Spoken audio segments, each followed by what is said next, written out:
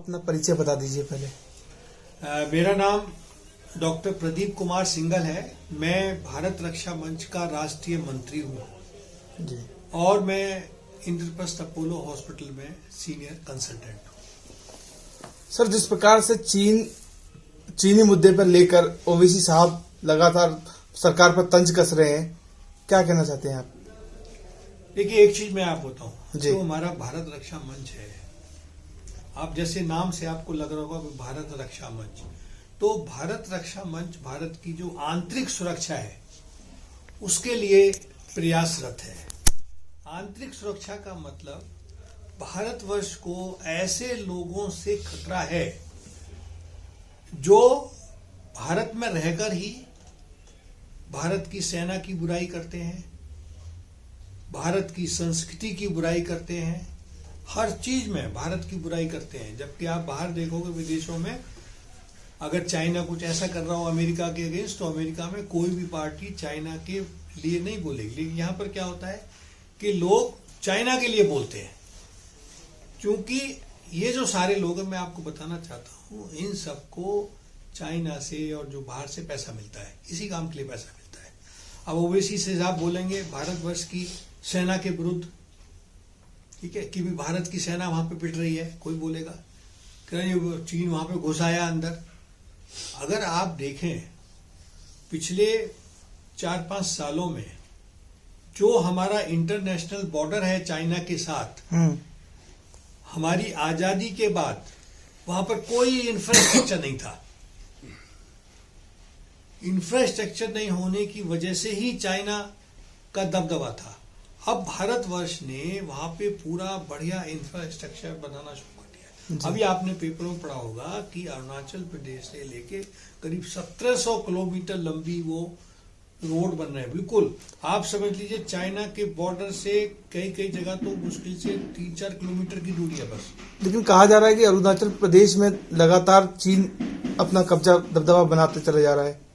देखिए, ऐसा है कि तवांग एरिया में भी आपने सुना होगा, उसने घुसने की कोशिश की जी, ठीक है, घुसने की कोशिश की तो उसको भारतीय सेना के जवानों ने उनको मार के भगाया। और अगर आप रिपोर्ट पढ़ें, इंटरनेशनल रिपोर्ट भी पढ़ें, तो उसमें चीनी सैनिक ज्यादा संख्या में घायल हुए। हाँ। अरे भाई, आपके घर में कोई घुस आएगा और आप उसको मार के भगा दो तो कौन अच्छा होगा? आप अच्छे हैं या चोर अच्छा है? लेकिन वहीं विपक्ष लगातार दावा ठोक रहा है कि सरकार जो है इस मुद्दे को गंभीरता से नहीं ले रही है। 9 तारीख की घटना होती है और राजनाथ सिंह जी संसद में बयान देते हैं 13 तारीख को। देखिए, ऐसा होता है कि संसद में बयान तो अपने समय से दिया जाता है। ऐसा तो नहीं है कि घटना अभी हो फिर घटना की पूरी जानकारी जुटाई जाती है। अच्छा, चाइना, आपने देखा कि चाइना तो कोई अपनी जानकारी डिस्क्लोज नहीं करता है कि उसके कितने सैनिक, क्या हुआ क्या नहीं हुआ। अच्छा, दूसरा है कि भारतवर्ष तो पहले पूरी जानकारी, आप क्योंकि हम तो एक डेमोक्रेटिक कंट्री है जी, वहां पे तो कुछ आप कोई इन्फॉर्मेशन चाइना नहीं देता है। भारतवर्ष क्योंकि एक डेमोक्रेटिक कंट्री है, इसलिए उसको संसद में अगर आपको कोई सूचना देनी है तो बिल्कुल ऑथेंटिक होनी चाहिए वो। अगर संसद में डिफेंस मिनिस्टर कुछ कोई भी चीज गलत बोल देगा तो ये एक तरह से कानून का वो उसके ऊपर कुछ ना कुछ एक्शन भी हो सकता है उसके ऊपर। तो इसलिए जो भी संसद में बोला जाता है वो बहुत ही सारी जानकारी को जुटा के तब बोला जाता है। ये तो ओवैसी जी को पता होना चाहिए ना। लेकिन क्योंकि वो उनको राजनीति करनी है, उनको ये दिखाना है कि भाई बीजेपी जो है काम नहीं कर रही, ये नहीं, उनको वोट कहां से मिलेंगे फिर, है? तो ये वाले अगर आप देखें, लेकिन अगर आप सामान्य पब्लिक से पूछें तो वो बताएगी कि बड़ा अच्छा काम हो रहा है। अगर आप जाएं जो अपने चाइना और इंडिया के जो बॉर्डर एरियाज हैं, लद्दाख हो या वहां पे आप जाइए, देखिए जरा कितना जबरदस्त, मैं तो अभी गया था कुछ दिन पहले, इतना जबरदस्त वहां पे डेवलपमेंट हो रहा है कि आपको विश्वास ही नहीं होगा। ठीक है ना? जिस प्रकार मोदी जी सेना को सशक्त बनाने में लगे हुए हैं, क्या लग रहा है चीनी सैनिकों को टक्कर दे पाएंगी हमारी भारतीय सेना? देखिए, एक चीज मैं आपको बताऊं, जो चीन में बहुत सारी रिपोर्ट्स भी आई हैं जी, कि जो चीन की सेना है वो बहुत ही फिसड्डी सेना है। चीन में क्या होता है, हमारे यहाँ जो सैनिक जाता है वो अपनी इच्छा से जाता है, उसको शौक है लड़ने का। घर में 4 अगर बच्चे हैं तो उसमें से 1 जाता है, ठीक है ना। चाइना में क्या होता है, वो जबरदस्ती भेजते हैं, और चूंकि वहां पे जनसंख्या नियंत्रण कानून लगा था, इसलिए घर में एक ही बच्चा है, माँ बाप है, सब कुछ है, उसको भेज दिया उन्होंने बॉर्डर पे। तो बॉर्डर पे वो इसी चक्कर में लगाते हैं मैं मर ना जाऊं कहीं, तो वो उतनी ताकत से नहीं लड़ता है वो। इसलिए आप देखो चाइना की फौज जहां जहां गई है, बाहर भी सब जगह हारी है। तो एक तो जो चाइना की फौज है बहुत ही बेकार है। दूसरा एक तो और मैं चीज बताऊं आपको जी। जो चाइना की जो एयरफोर्स है वो भारत से कमजोर है, आप समझ लीजिए। भारत से कमजोर है? बिल्कुल। जो चाइना के पास जो प्लेन है उससे कहीं बेहतर अब रफाल है, रफाल जैसा कोई प्लेन नहीं है उसके पास। तो जो चाइना की एयरफोर्स इतनी अच्छी नहीं है। अरे भाई 1962 में भी भारत की जो एयरफोर्स थी वो बहुत अच्छी थी, लेकिन अगर आपको पता हो जवाहरलाल नेहरू ने क्या बोला जिस समय लड़ाई शुरू हुई थी, तो हमारे जो एयर मार्शल थे उन्होंने कहा कि भाई आप मुझे इजाजत दीजिए, मैं एयर स्ट्राइक करता हूं। तो जवाहरलाल नेहरू ने पता है क्या कहा? जवाहरलाल नेहरू ने कहा कि चाइना जब अपनी एयरफोर्स नहीं यूज कर रहा है तो हम भी ना करें। हम हार गए इस चक्कर में। अगर हमने 1962 में अपनी एयरफोर्स को जवाहरलाल नेहरू ने इजाजत दे दी होती तो चाइना कहीं नहीं टिक पाता। और आज भी यही है, चाइना डरता है पता है किससे? हमारी एयरफोर्स से। चाइना अभी आपने देखा है वो मिसाइल, आग्नेय मिसाइल जो है ना, 5000 किलोमीटर तक की उसकी रेंज है, और वो 6 तरह के परमाणु हथियारों को लेके जा सकती है। 5000 किलोमीटर पूरा चाइना उसमें कवर है। इसीलिए यही हाल पाकिस्तान का है। पाकिस्तान में भी क्या है, चलो पाकिस्तान एक बार न्यूक्लियर छोड़ देगा, हमारे यहां तो लगा हुआ है एंटी न्यूक्लियर सारी डिवाइस है, वो रोक लेंगे उसको बीच में ही। उसके बाद क्या होगा ये पाकिस्तान जानता है और ये चाइना भी जानता है। और चाइना का एक चीज और बताऊं मैं, चाइना की स्थिति बहुत खराब है इस समय। चाइना की इकोनॉमिक स्थिति बहुत खराब है अभी। लेकिन कब्जा तो लगातार बढ़ता चला जा रहा है उनका। कब्जा नहीं बढ़ा बिल्कुल भी जी। पूरे विश्व के ऊपर सारा किसी विश्व के ऊपर कब्जा नहीं बढ़ा उसका। उनका जो था अमेरिका के कारण ही उनका व्यापार बढ़ा, अमेरिका के कारण ही अमेरिका ने बढ़वाया उनका व्यापार रशिया को डाउन करने के लिए, ठीक है ना। अमेरिका ने सारे उनको फैसिलिटेट किया, उसका उन्होंने फायदा उन्होंने उठाया। फिर कांग्रेस सरकार ने यहाँ पे आप जानते हैं 2004 में हमारा एक्सपोर्ट कितना था चाइना को पता है आपको? $1.4 बिलियन था बस खाली, जो अब बढ़ के अब प्रॉब्लम ये हो गई है कि अब जो उसका रॉ मटेरियल पे इतना डिपेंडेंस हो गया है कि पहले हम अपने यहाँ बनाने का तो साधन करें तभी तो उसको बंद करें। अब वो बढ़ के जो है अभी एक चीज मैं जानना चाहता हूँ आपने कहा रॉ मटेरियल, तो ऐसा क्या है भारत में जो रॉ मटेरियल भारत तैयार करने में शुरू से ही पीछे रहा है? देखिए शुरू से पीछे नहीं था भारत। एक और चीज 2004 तक मैं आपको बता रहा हूँ, 2004 तक भारत केवल $1.54 बिलियन का वहां से इंपोर्ट करता था, ठीक है, जो बढ़ के 2019 में $58 बिलियन हो गया। उसका कारण ये है, आपने देखा होगा 2004 के बाद से हमने यहाँ पे खिलौने बनाने बंद कर दिए, हमने यहाँ पे सारा सामान जो छोटा सामान उसकी सर एक वजह है रही है, उसकी वजह ये रही है कि चाइना जो लेकर आया वो सस्ता रेटों में यूज एंड थ्रो वाली नीति लेकर आया, सस्ते प्रोडक्ट लेकर आया। देखो बात ये नहीं है, बात सस्ते की नहीं है, बात ये है कि वो इंफीरियर क्वालिटी के प्रोडक्ट, उसका पतंग का मांझा देख लो, कितने लोगों की जान खा ली उसने, सारी चीजें ऐसी हैं उसकी।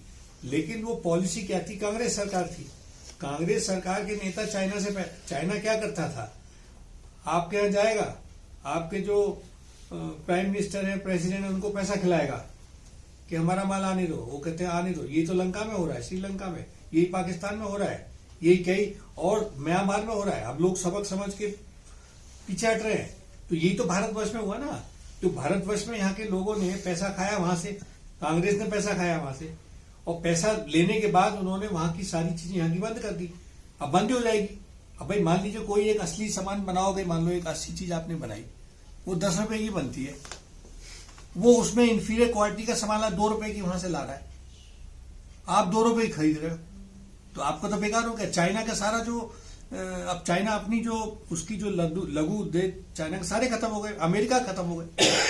अब अमेरिका दोबारा से रिवाइव कर रहा है उनको, और भारत भी दोबारा से रिवाइव कर रहा है। अब देखो ना, काफी सारी चीजें भारत में दोबारा से बननी शुरू हो गई हैं। हाँ, अब तो केजरीवाल भी कह रहा है कि चाइना सामान का बहिष्कार करो। लेकिन क्या होता है ना कि जब आप एक साथ, तो भाई आपने अपनी फैक्ट्री बंद कर दी, सब कुछ बंद कर दिया, अब उसको रिवाइव करने में आपको समय लगेगा। लेकिन आप देखेंगे एक चीज और, आप देखिए जितनी भी पूरे विश्व की जो बड़ी बड़ी कंपनियां है ना, वो वहां से भाग रही हैं। क्यों भाग रही हैं? क्योंकि वहां पे बड़ा माहौल खराब हो गया है। कब वो किसके अगेंस्ट क्या एक्शन ले ले? अभी देखो एप्पल जो है, एप्पल का सबसे बड़ा मैन्युफैक्चरिंग थी वहां पे चाइना में, सबसे ज्यादा 60% जो एप्पल के जो स्मार्टफोन है सब वहां बनते थे। अब उसने सारा जो है ना, इंडिया, वियतनाम, बांग्लादेश, यहां पे शिफ्ट कर रहा है। एप्पल यहां पे बहुत बड़ा, आप समझ लीजिए कम से कम बहुत जबरदस्त मैन्युफैक्चरिंग एप्पल जो है भारत में करने जा रहा है, सैमसंग करने जा रहा है। और चाइना का ये जो आपने ओप्पो, जियामी, ये जो सारे है ना जितने भी है, ये अपना 40% प्रोडक्शन भारत में शुरू करेंगे अगले 5 सालों में। ये जो चाइना के जो स्मार्टफोन है ना, आप जानते हो कितना इंपोर्ट करते हैं वहां से? करीब 20-25 बिलियन डॉलर के फोन जो है चाइना से आते हैं हमारे यहाँ। अब भारतवर्ष ने कहा है भाई ठीक है, तुम जो है 40% यहाँ पे करो, तभी हम तुम्हें इजाजत देंगे। सर लेकिन रॉ मटेरियल में कब तक हमारा देश जो है रॉ मटेरियल में कब तक आ जाएगा कि कुछ भी इंपोर्ट ना करना पड़े चाइना से? देखिए रॉ मटेरियल में क्या है, पहले हमारी फार्मा इंडस्ट्री, आपको मैं बता रहा हूँ, फार्मा इंडस्ट्री का सारा रॉ मटेरियल भारत में होता था। ठीक है, धीरे धीरे क्या हुआ कि वो वहां पे शिफ्ट हो गया, शिफ्ट कराया गया या खोजो भी हो गया। केमिकल इंडस्ट्री का सारा रॉ मटेरियल यहाँ पे ही था। अब सारा जितनी बड़ी बड़ी, मान लो SRF ले लो, दीपक नाइट्राइट ले लो आप, हैं, ठीक है, ये नवीन फ्लोरीन ले लो आप, और बड़ी टाटा केमिकल ले लो, ये बड़ी बड़ी जो एशियन पेंट ले लो, सारा अभी इनका जो रॉ मटेरियल है ना वो चाइना से आ रहा है। अब धीरे धीरे इनकी कोशिश है कि उसको दोबारा से यहाँ पे प्रोडक्ट बहुत जरूरी है। अब आप देखो चिप्स का ही देख लो आप, जो चिप्स होता है वो ताइवान में, और ये सारा अमेरिका ने किया। अमेरिका ने चाइना में बनने दिया, ताइवान में बनने दिया। ताइवान तो ठीक है, अब जब से ये चाइना में प्रॉब्लम हुई है तब से देखिए गाड़ियों में प्रॉब्लम, गाड़ी जो है उनके लिए चिप्स नहीं मिल रहे, है नहीं? तो अब क्या हुआ है कि अमेरिका ने दोबारा से अपने यहाँ चिप्स बनाने का उसने शुरू किया है कि भाई मैं अपने यहाँ ही चिप्स बनाऊंगा, और जो चिप्स की जो टेक्नोलॉजी है मैं किसी को नहीं दूंगा। और भारतवर्ष में भी बड़े लार्ज स्केल पे अभी वेदांता ने शुरू किया है, करीब समझ लीजिए 1,60,000 करोड़ का वो प्रोजेक्ट शुरू कर रहे हैं वेदांता, यानी वो शुरू कर रहे हैं। और भी कई सारी ऑर्गेनाइज, इवन जो आपका ताइवान है, ताइवान भी अपना 50% प्रोडक्शन चिप्स का वो भारत में करने जा रहा है। क्यों? क्योंकि उसको वहां डर है कि कब चाइना कुछ गड़बड़ करते तो वहां पे कहीं उसका जो चिप्स का जो उसका व्यापार है वो कम से कम यहाँ पे भारत के थ्रू चलता रहे। तो आप देखेंगे, मैं आपको बताना चाह रहा हूं कि अगले 5 साल में आप देखोगे कि, अब आप देखो डिफेंस में, देखो आप डिफेंस में जो भी हम इधर उधर की चीजें मंगाते थे ना सारी, जैसे गोला बारूद बनता है, छोटी छोटी ये बंदूकें बनती हैं, AK-47 जितनी भी सारी है, ये भारत सरकार ने बिल्कुल बंद कर दी है। अभी आप देखो ना, अभी पिछली बार बजट में आया था, ये सारी बंद। और आपको बताना चाहूंगा मैं, डिफेंस में करीब उन्होंने 70,000 करोड़ के जो ऑर्डर्स है वो भारतीय कंपनियों को दिए, जैसे भारत डायनेमिक्स है, भारत इलेक्ट्रॉनिक्स लिमिटेड है, BHEL है नहीं? ये सारी इंडियन कंपनी है। कोचिन शिपयार्ड है, मैजडॉक है, मैजडॉक जो है जानते हो, बिल्कुल मैजडॉक है नहीं? और ये तीसरी एक वो गार्डन ग्रीन है। तो ये जो सारी गवर्नमेंट कंपनी, अभी आप देखो ना इनको कितने ऑर्डर मिल रहे हैं। अगर आप थोड़ा सा मार्केट के जानकार हो तो आप देखिए पिछले 6 महीने में इन कंपनियों के शेयर 3 से 4 गुना बढ़ गए। जो कंपनी 6 महीने पहले 200 रुपए का शेयर था वो आज 900 रुपए का हो गया है। मेजगांव डॉक का, गार्डन ग्रीन का भी ऐसे ही हो गया है। कोचीन शिपयार्ड भी बढ़ गए। क्यों बढ़ गए? क्योंकि उनको इंडियन गवर्नमेंट ऑर्डर दे रही है, और जो प्राइवेट कंपनियां हैं उनका भी। तो डिफेंस में आप देखेंगे कि अगले 3-4 साल में हम यहां से एक्सपोर्ट करने लगे। अब आप हिंदुस्तान HAL को ले लीजिए। एरोनॉटिक्स। हाँ, HAL जो है अपना जो तेजस विमान है, आपको कभी भी खबर मिल जाएगी कि वो एक्सपोर्ट का उसको ऑर्डर मिल गया। कभी भी खबर मिल जाएगी। उसने मलेशिया में अपना ऑफिस बना लिया है। काफी सारे जो एशियन कंट्रीज हैं इनमें उसकी बहुत ज्यादा डिमांड है। क्यों डिमांड है? कि भाई एक तो उसकी क्वालिटी अच्छी है और सस्ता है। अगर वही वो फ्रांस से लेगा या अमेरिका से लेगा तो वो उसी क्वालिटी का जो चीज है वो उसको 4-5 गुने पैसे में मिलेगी। तो इसकी वजह से जो आप देखेंगे डिफेंस सेक्टर में सबसे ज्यादा खर्चा भारतवर्ष का कहां होता था? डिफेंस में। डिफेंस का जो बजट था वो 2-2.5-3 लाख करोड़ का होता था, जो कि घट के हमारा 5 साल में हमें नील करना है। नील। दूसरा हमारा कहां पे खर्चा होता था? ऑयल इंपोर्ट्स में खर्चा होता था हमारा, है नी? अब हमने उसकी भी तरीका ढूंढ लिया। अब रशिया से आप सस्ता तेल ले रहे हैं, बहुत पैसा बचा है आपको। आपने पिछले 3 महीने में रशिया से, ठीक है, $60 $70 बैरल इस पे लिया है आपने, जबकि $60 बैरल, जबकि मार्केट में रेट था 100। रशिया ने दिया, पाकिस्तान को मना कर दिया उसने, तुझे डिस्काउंट नहीं दूंगा मैं। भारतवर्ष को उसने डिस्काउंट दिया, और आज ये हाल हो रहा है कि भारतवर्ष उसी ऑयल को रिफाइन करके ना वो बाहर एक्सपोर्ट कर रहा है। अच्छा, पेपर पढ़ो आप, उसी तेल को वो रिफाइन करके ये जो अफ्रीकन कंट्रीज हैं इन सब में वो जो है उसको एक्सपोर्ट कर रहा है। तो अगर आप देखिए ओवरऑल देखें ना तो भारतवर्ष में काफी, अब आप नोएडा चले जाइए, चलिए आप कहीं मत जाइए दूर।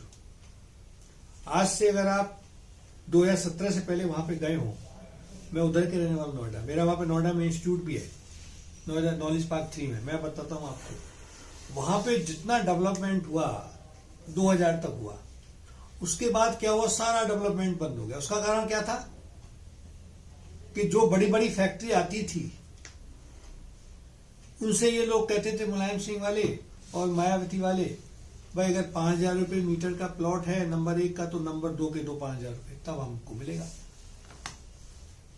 जो बिरला वाले हैं, विमटेक वाले हैं, बिरला इंस्टीट्यूट ऑफ टेक्नोलॉजी वाले जो हैं, चतुर्वेदी साहब, 2011 में उनको 10 करोड़ का प्लॉट मिला है।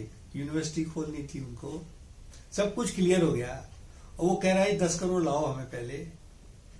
चतुर्वेदी साहब ने कहा, ये मैं आपको नाम लेके बता रहा हूं आपको इसीलिए, चतुर्वेदी साहब ने कहा कि भाई 10 करोड़ का ऐसा बिरला वाले तो चेक दे देंगे तुम्हें। बोले चेक नहीं, वो तो नंबर 2 में देना पड़ेगा। वो लेके फिर चले गए उड़ीसा। उड़ीसा बना दिया उन्होंने यूनिवर्सिटी। समझे क्या आपने? बिल्कुल डेवलपमेंट नहीं हुआ। और तो और उन्होंने क्या किया कि अगर आप नोएडा, ग्रेटर नोएडा एक्सप्रेस जाएंगे तो दाईं तरफ जो है ना वो सारा, वो पूरा का पूरा जो है ना इंडस्ट्रियल या ऑफिशियल ये वाला था एरिया। वो मायावती ने जेपी को आधा तो दे दिया घर बनाने के लिए, इंस्टीट्यूशनल एरिया था वो सारा। और अब आप चले जाइए जरा वहां पे, जरा देखिए कितनी बड़ी बड़ी फैक्ट्रियां वहां पे आ रही हैं। पूरा जेवर से आप चले जाइए वहां पे ना, बहुत जबरदस्त डेवलपमेंट हो रहा है। कम से कम मैं बताऊं, नोएडा, ग्रेटर नोएडा में ही आप देखेंगे अगले 5 साल में कम से कम मैं बता रहा हूं कि 1.5 लाख करोड़ का वहां पे इन्वेस्टमेंट हो जाएगा। बहुत बड़ी मात्रा में, बहुत जबरदस्त काम हो रहा है उधर। तो ये जो चीजें मैं जो बता रहा हूं कि भाजपा के शासनकाल में, मोदी जी के शासनकाल में एक बड़ी अच्छी चीज हो रही है कि जो भी, अब इंफ्रास्ट्रक्चर आप देख लो, आप कहीं भी चले जाओ, इधर 7-8 साल में जो इंफ्रास्ट्रक्चर डेवलप हुआ है पूरे भारतवर्ष में, पहले था क्या? पहले तो नहीं था। ये भी 5-6-7 साल में शुरू हुआ है सारा इंफ्रास्ट्रक्चर। तो ये एक चीज बहुत अच्छी जो हो रही है मोदी जी के टाइम में, कि मोदी जी जो काम कर रहे हैं ना, देखो जब तक आपका इंफ्रास्ट्रक्चर अच्छा नहीं होगा, नंबर 1, जब तक आप खुद अपनी चीजों पे, रॉ मटेरियल पे नहीं डिपेंडेंट होंगे, आप विकास नहीं कर सकते। अब यूपी में योगी जी ने कह रहे हैं कि हम $1 ट्रिलियन जो है इकोनॉमी बनाना है। तो $1 ट्रिलियन इकोनॉमी बनाने के लिए भाई आपका इंफ्रास्ट्रक्चर अच्छा होना चाहिए। आपकी जो छोटे छोटे उद्योग है ना, उनको आपको हेल्प, उन्होंने बोला है योगी जी ने, जो छोटे छोटे उद्योग है उनको हम हेल्प देंगे, उनको सारे ऑर्डर्स मिल रहे हैं। अब यही तो डिफेंस मिनिस्ट्री भी कर रही है ना, डिफेंस मिनिस्ट्री ने भी क्या किया है कि जो पैसा वो देगी ना, वो 50% उसका उसने एक क्लॉज लगा दिया कि भाई तुम हमें दिया है, तुम जो है अपना सामान जो है इस MSME से बनवाओगे, ऐसा क्लॉज लगाया है। मतलब उनपे बाउंडेशन हो गया कि भाई मैंने अगर सपोज तुम्हें 1000 करोड़ का मैंने ऑर्डर दिया है आपको, तो उसका जो रॉ मटेरियल खरीदोगे ना, वो बाहर से नहीं मंगाओगे आप इनसे मंगाओगे। ये जो बना रहे हैं छोटे वाले हैं, ये जो रॉ मटेरियल बना रहे हैं, जो छोटे छोटे लोग रॉ मटेरियल बना रहे हैं ना, इनसे आप रॉ मटेरियल खरीदोगे। अब जैसे भारतवर्ष ने वो अपना इंसेंटिव स्कीम निकाली है, इसीलिए कि आपने अगर मान लो 50% सामान इनसे खरीदा तो हम आपको इतना सब्सिडी देंगे आपको, है नहीं। तो ये जो सारी चीजें चल रही हैं, इसका रिजल्ट आप देखोगे 4-5 साल में बहुत जबरदस्त रिजल्ट आएगा। और इसीलिए जो अपोजिशन पार्टी है वो घबराई हुई है, चाहे कांग्रेस हो चाहे कोई, वो वही सोच रही है कि मोदी जी सारा काम कर दे रहे हैं, अब हम जनता के पास क्या बुराई करें। अब लोग देखो, आप पिछली बार इलेक्शन हुआ 2019 में है, लोगों ने खूब बुराई की कि ये हो रहा है, लेकिन जनता को पता है कि यार काम हो रहा है, उसको दिखाई दे रहा है। अब आप जैसे लोग बात करते हैं, मैं ऐसी बेरोजगारी की बात करते हैं। आप अगर देखेंगे भारतवर्ष में इन्फ्लेशन पूरे विश्व में सबसे कम है। यहाँ पे पिछले महीने का इन्फ्लेशन 6% से कम आ गया है, जबकि अमेरिका में 7.7% है, यूके में 11% है, पूरे यूरोप में 8 से लेकर 10% इन्फ्लेशन है। आपने अनएम्प्लॉयमेंट ले लो, आप अनएम्प्लॉयमेंट भी यहाँ पे 7% करीब है। ठीक है, लोग ऐसा है ना, अनएम्प्लॉयमेंट की आप एक तो आप डेफिनेशन नहीं समझते लोग। मान लीजिए कोई दुकानदार है, वो अपनी दुकान चला रहा है, उसको आपने बोल दिया अनएम्प्लॉयमेंट है, तो वो क्या अनएम्प्लॉयड है क्या? आप मान लो दुकान चला रहे हैं अपने किराने की, पान की दुकान चला रहे हैं, आप एक समोसे की दुकान चला रहे हैं, तो आप अनएम्प्लॉयड थोड़े हुए ना। लोग उसको भी गिन देते हैं ये भी अनएम्प्लॉयड है। अरे भाई, वो तो स्वतः रोजगार वो चला रहा है वो। और इसी तरह से भारत सरकार ना इस तरह के बहुत सारे प्रयास कर रही है। अभी आप देखिए, स्वदेशी जागरण जो है ना, एक बहुत बड़ा प्रोग्राम करने जा रहा है 11 फरवरी से लेकर 19 फरवरी तक। मैं भी उनकी कोर टीम में हूँ। ये प्रोग्राम प्रगति मैदान में हो रहा है और इसका जो नाम है वो युवा स्वरोजगार योजना। मतलब जो हमारा युवा है ना, वो रोजगार देने लायक बने, उसको रोजगार किसी से मांगना ना पड़े, ये ज्यादा महत्वपूर्ण है। आपने इसलिए वहां पे अगर आप इसको आप आइएगा उस मेले में, 11 से लेकर 19 तक है, उसमें पूरे भारतवर्ष से ऐसे लोगों को बुलाया गया है कि जो लोग बहुत ही नीचे थे, उन्होंने अपना अपना कुछ MSME टाइप का छोटा छोटा काम शुरू किया। बहुत सी ऐसी लेडीज हैं जिन्होंने गोबर से कंडे बनाने शुरू किए। आज वो मतलब करीब 100, 200, 400 महिलाओं को वो नौकरी दे रही हैं, समझे। तो कहने का देखिए मतलब ये है कि हमें जो भारत सरकार जो बीजेपी चाहती है कि जो हमारे लोग जो है ना, वो स्वरोजगार की तरफ जाए। छोटे छोटे रोजगार भाई, आप ये तो जो नौकरी थोड़ा सा लंबा हो जाएगा, जो नौकरी वाली जो प्रथा है ना, ये कहां से शुरू हुई? ये तो अंग्रेजों ने शुरू करी है नहीं। ठीक है, तो ये है। तो इसलिए बाकी जो ओवैसी वगैरह जो लोग कहते हैं ना, वो उसमें कोई सच्चाई नहीं है। अगर आप अपनी तरफ से भी खुद आंकड़े जुटाने की कोशिश करेंगे तो आपको पता चलेगा कि जो बीजेपी कह रही है, भारत सरकार कह रही है ना, उसमें कोई झूठ नहीं है। वो सारे तथ्यों के ऊपर ही वो बेस सारी चीजें